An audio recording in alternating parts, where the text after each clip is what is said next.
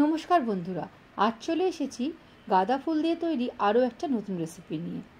আজ একটি non veg recipe share করব, পাবদা fish with Marigold petals. Payel's exploring foods ওয়ার্ল্ডের আজকের রেসিপিতে আপনাদের সবাইকে স্বাগত। পাবদা মাছ বাঙালিদের একটি অতি পরিচিত এবং প্রিয় মাছ, যা জন্মদিন, বিয়েবাড়ি এরকম বিভিন্ন ধরনের অনুষ্ঠানে বিভিন্নভাবে তৈরি করা হয়। পাবদার ঝাল বা পাবদা সরষে। কিন্তু গাঁদা ফুল দিয়ে এই পাবদা মাছের রেসিপি একবার ট্রাই করলে অন্য কোনো রেসিপি খেতে ইচ্ছা করবে না। তো প্রথমেই পাবদা মাছগুলোকে নুন হলুদ মাখিয়ে রাখতে হবে। অন্যদিকে বেশ কিছুটা মেরিগোল্ড ফ্লাওয়ার বা গাঁদা ফুল নিয়ে সেগুলো বোটার অংশ থেকে ফুলের পাপড়ি অর্থাৎ ম্যারিগোল্ড পেটালসগুলোকে আলাদা করে নিতে হবে। এখানে কিন্তু বোটার অংশটা সম্পূর্ণই বাদ দিতে হবে, শুধুমাত্র গাঁদা ফুলের পাপড়িগুলো দিয়েই আমরা কিন্তু এই রেসিপিটা তৈরি করব। আর গাঁদা ফুলের পাপড়িগুলো ছাড়ানো হয়ে গেলে প্রথমে একটু লবণ জলে খুব ভালো করে ধুয়ে নিতে হবে। অনেক ধরনের পেস্টিসাইড কিংবা বিষাক্ত রঙের জন্য অবশ্যই লবণ জল অথবা সোডা জলে ভালো করে ধুয়ে নিতে হবে। পারলে 5 থেকে 10 মিনিট মতো ভিজিয়ে রাখলে আরও ভালো হয়। 10 মিনিট পর জল সম্পূর্ণরূপে স্ট্রেন করে নিয়ে অন্য আরেকটি পাত্রে হাফ কাপ কোকোনাট মিল্ক নিয়ে এর মধ্যে গাঁদা ফুলের পাপড়িগুলো অ্যাড করে খুব ভালো করে ফুটিয়ে নিয়ে ঠান্ডা করে রাখতে হবে। অন্যদিকে একটি পাত্রে সর্ষের তেল গরম করে তার মধ্যে কালো জিরে ফোড়ন দিয়ে পাবদা মাছগুলোকে ভেজে নিতে হবে। পাবদা মাছ মানেই কালো জিরের কথা সবার আগে মাথায় আসে। পাবদা মাছের সঙ্গে কালো জিরের ফ্লেভারটা বেশ নিবিড় সম্পর্ক। কি আপনাদেরও কি তাই মনে হয়?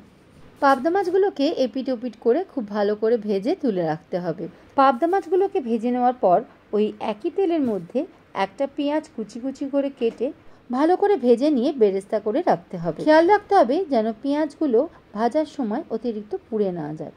এবার একটা মিক্সার গ্রাইন্ডারের মধ্যে 4 চামচ পোস্ত, কয়েকটা কাঁচা লঙ্কা, পেঁয়াজ বেরেস্তা এবং গাঁদা ফুলের যে পাপড়িগুলো কোকোনাট মিল্কের মধ্যে ফুটিয়ে রেখেছিলাম সেটা সমেত পুরোটাই দিয়ে দিতে হবে।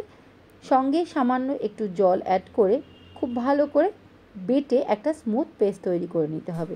এবার কড়াইয়ের মধ্যে এই স্মুথ পেস্টটা দিয়ে তার মধ্যে সামান্য একটু লবণ, মিষ্টি মিষ্টি গ্রেভি খেতে চাইলে সামান্য একটু চিনি কিংবা অন্য যে কোনো ধরনের সুইটনার অ্যাড করে ভাজা মাছগুলো দিয়ে ঢাকা দিয়ে 5 থেকে 7 মিনিট মতন মিডিয়াম ফ্লেমে ফুটিয়ে নিতে হবে।